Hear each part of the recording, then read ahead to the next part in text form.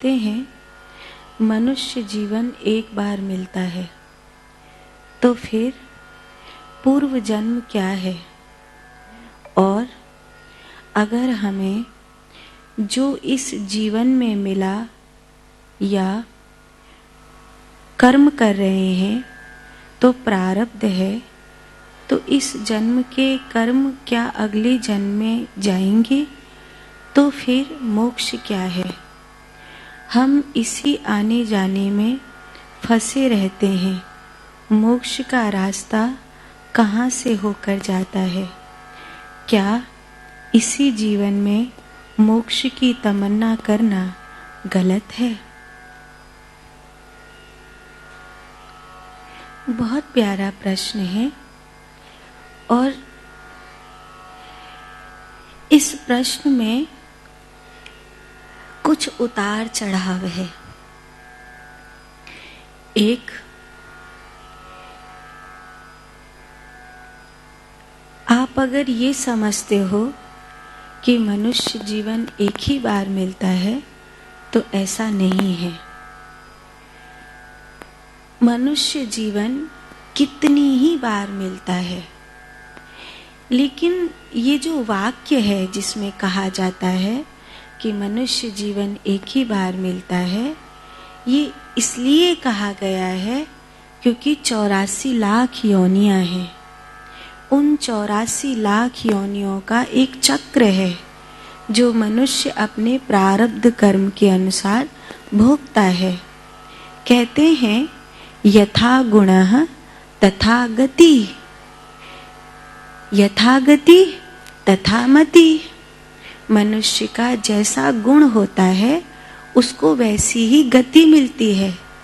जैसे इंद्रधुम्न नाम के राजा को हाथी की योनि मिली और गजेंद्र जब वो बना, हाथी जब वो बना, तो भगवान विष्णु ने उसका उद्धार किया।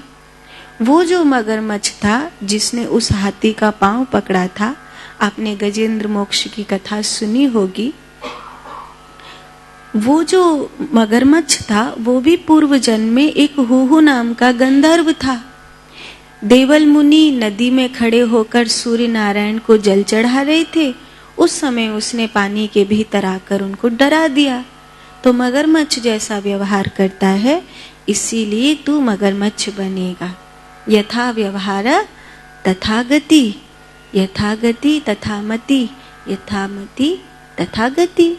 यही तो वेदांत क्या कहता है? तपेश्वरी सो राजेश्वरी, राजेश्वरी सो नरकेश्वरी, नरकेश्वरी सो तपेश्वरी। अगर आप वेदांत में देखेंगे तो एक ट्रायंगल बन जाता है। माने आप राजा हुए तो फिर आप नरक में जाएंगे, फिर आप नरक में जाएंगे तो आप तपस्या करेंगे, तपस्या करेंगे तपेश्वरी बनेंगे तो फिर आप राजा बन जाएंगे, फिर आप राजा बन जाएंगे, फिर आप पाप करेंगे, फिर आप नरक में जाएंगे। ये ट्रायंगल है, वहीं की वहीं 3 कोने घूमते रहते हैं। ऐसा होता है। तो ये जो वाक्य है जो कहा गया है कि आपको मनुष्य जन्म एक ही मिलता है, ये इसलिए कहा गया है क्योंकि 84 लाख योनियां हैं। 84 लाख योनियों में तो मनुष्य आप एक ही बार बनेंगे, लेकिन जरूरी नहीं है कि आप हर बार 84 लाख योनि में जाएंगे। ये कोई तय नहीं है कि आप हर बार 84 लाख योनि में जाएंगे। आपकी जिस योनि की गति होगी आप उसी योनि में जाएंगे। हो सकता है आपकी मनुष्य योनि की गति है तो आप मनुष्य योनि में ही जाएं।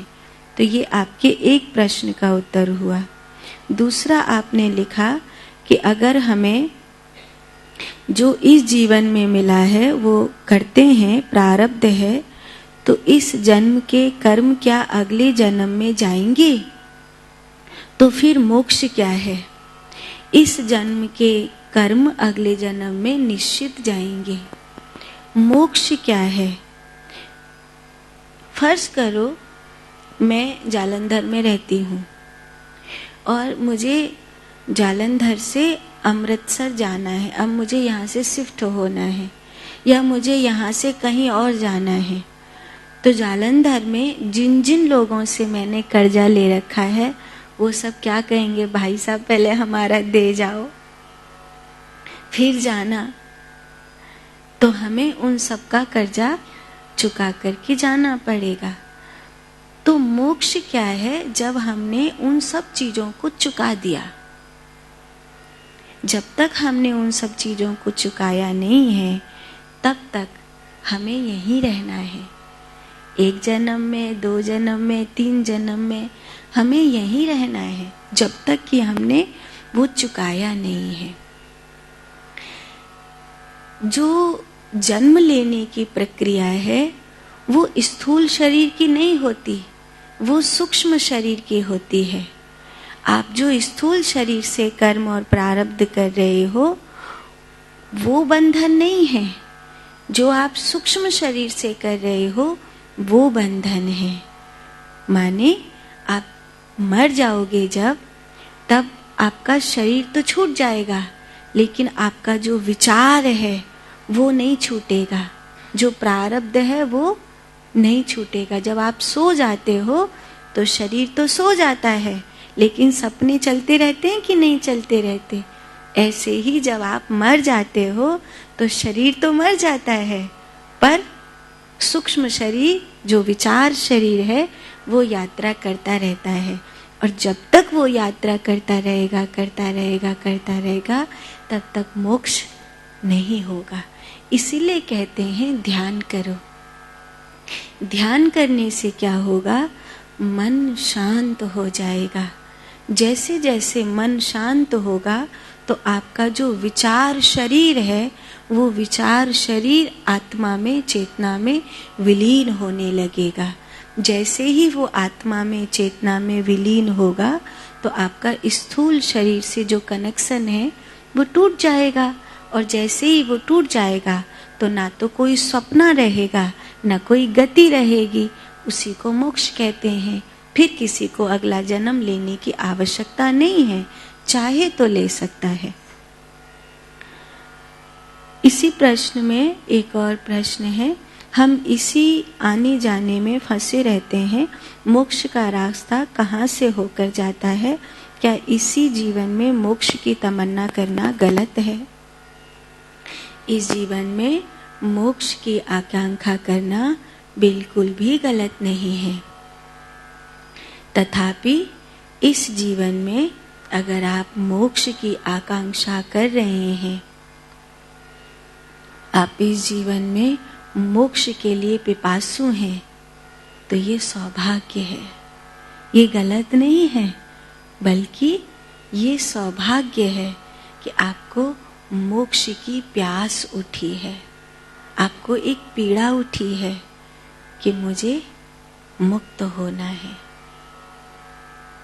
गुरु नानक देव कहा करते थे कि प्रत्येक मनुष्य इस संसार में एक ही भविष्य लेकर के पैदा हुआ है कि उसे मुक्त होना है, यही उसका भविष्य है।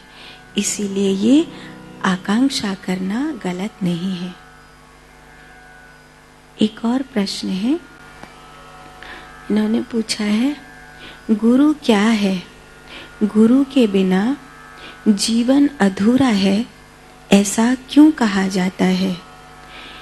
क्या एक ही गुरु धारण करना उचित रहता है? अगर किसी ने भक्ति का मार्ग दिखाया और किसी ने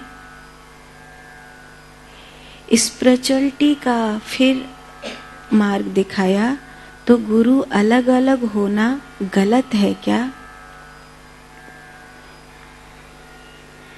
सबसे पहला तो प्रश्न, गुरु क्या है? गुरु एक ऐसे व्यक्ति हैं जिनका एक छोर संसार से जुड़ा है और एक छोर परमात्मा से जुड़ा है। एक ऐसे व्यक्ति जिनके हाथों ने परमात्मा के चरणों को छुआ है। तो हम सोचते हैं कि जिसके हाथों ने परमात्मा के चरणों को छुआ है, अगर हम उसके चरणों को छू लें तो हमें भी परमात्मा को छूने का एहसास होगा। वो जो गुरु हैं वो दिखते व्यक्ति जैसे ही हैं, सामान्य व्यक्ति जैसे ही दिखाई देते हैं, लेकिन ऊर्जा का अंतर होता है।